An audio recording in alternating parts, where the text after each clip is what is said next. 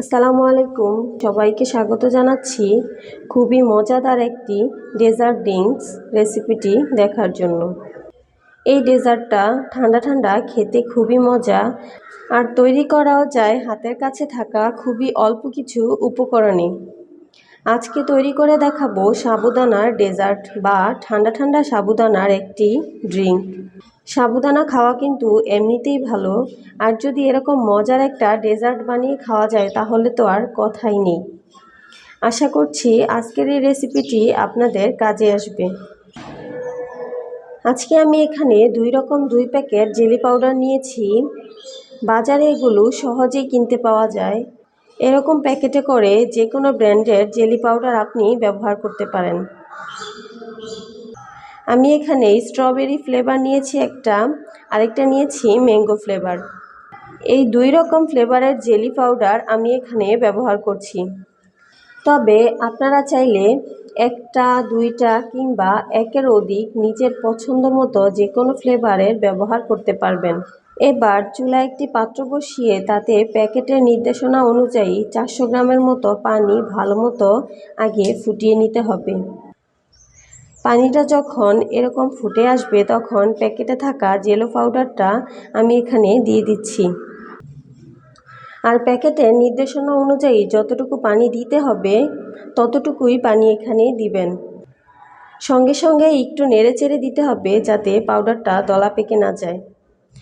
আর এটা কিন্তু বেশি সময় জাল করতে হবে না, জাস্ট একটা বলক তুলেই চুলা থেকে নামিয়ে সমান কোনো পাত্রে সেট হতে দিতে হবে। চেষ্টা করবেন কোনো গোল পাত্রে সেট না করে এরকম সমান্তরাল কোনো পাত্রে সেট করার জন্য। আর পাত্রে ঢেলে নেওয়ার পরে এটাকে নাড়াচাড়া করা যাবে না, পুরোপুরি ঠান্ডা না হওয়া পর্যন্ত এভাবেই রেখে দিতে হবে।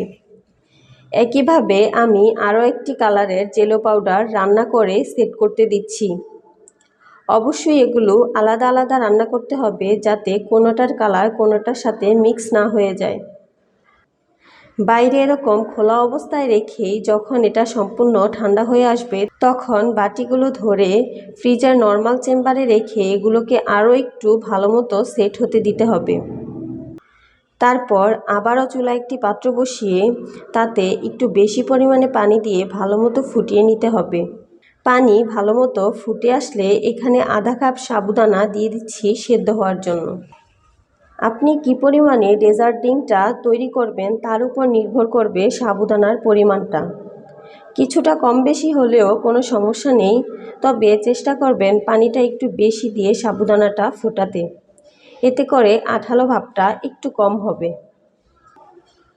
আর এভাবে নাড়তে নাড়তে যতক্ষণ না পর্যন্ত সাবুদানার সাদা ভাবটা চলে যায় ততক্ষণ পর্যন্ত ভালো করে সেদ্ধ করতে হবে। সাবুদানার ধরনের উপর নির্ভর করে মোটামুটি 8 থেকে 12 মিনিটের মতো সময় লাগতে পারে চুলার মিডিয়াম হিটে এটা জাল করে সেদ্ধ করতে।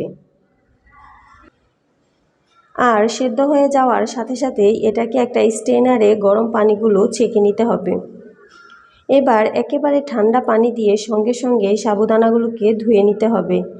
এতে করে যে আঠালো ভাবটা থাকে সেটা চলে যাবে, আর তখন এগুলো সুন্দর আলাদা আলাদা হয়ে যাবে।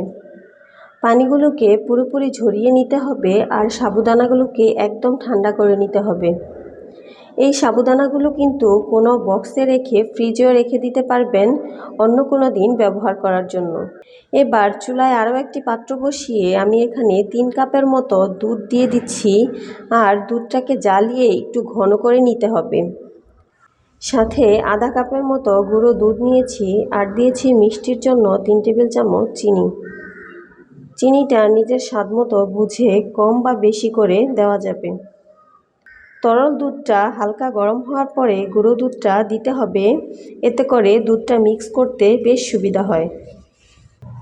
নেড়ে চেড়ে একসাথে জ্বালিয়ে নিতে হবে যাতে এই দুধটা আরও কিছুটা ঘন হয়ে আসে।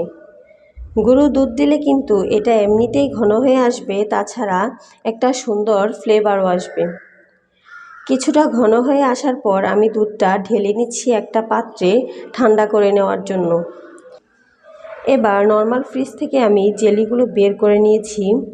এই জেলিগুলো কিন্তু এখন খুব সুন্দর মতো সেট হয়ে গেছে।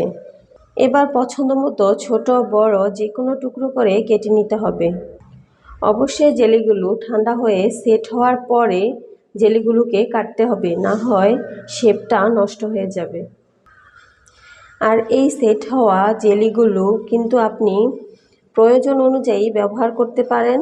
বাকিগুলো একটা বক্সে রেখে ফ্রিজে নর্মাল চেম্বারেও রেখে দিতে পারেন। দুধটা যখন সম্পূর্ণ ঠান্ডা হয়ে গেছে তখন আমি এখানে সাবুদানাগুলো দিয়ে দিচ্ছি। এরপর দুধ আর সাবুদানার পরিমাণ অনুযায়ী যতটুকু প্রয়োজন হবে সেই অনুপাতে বিভিন্ন কালারের জেলিগুলো আমি এখানে দিয়ে দিব। কম বা বেশি এটা সম্পূর্ণ নিজের উপর নির্ভর করবে। আর দুধের ঘনত্বটা আপনি কি পরিমাণে রাখবেন সেটাও আপনার উপর নির্ভর করবে। তবে ড্রিঙ্কসটা খুব বেশি ঘন না, আবার খুব বেশি পাতলাও না, ঠিক এরকমভাবে তৈরি করতে হবে। আর আপনারা চাইলে এই সাবুদানা, দুধ আর জেলির সঙ্গে যে কোনো ধরনের ফ্রেশ ফ্রুটসও ব্যবহার করতে পারেন, যেমন কলা, আপেল ইত্যাদি ধরনের ফল। আবার চাইলে ড্রাই ফ্রুটসও ব্যবহার করা যাবে।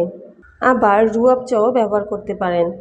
এখানে বিভিন্ন ধরনের ফ্লেভারও অ্যাড করা যাবে। এভাবে ড্রিঙ্কসটা তৈরি করে নর্মাল ফ্রিজে রেখে 2 থেকে 3 দিন পর্যন্ত খেতে পারবেন। তো আশা করছি আজকের রেসিপিটি আপনাদের খুব কাজে আসবে এবং খুব ভালো লাগবে। রেসিপিটি কেমন লেগেছে অবশ্যই আমাকে কমেন্টস করে জানাবেন। ভালো লাগলে একটি লাইক দিবেন আর আমার চ্যানেলটি সাবস্ক্রাইব করার অনুরোধ রইল। আল্লাহ হাফেজ।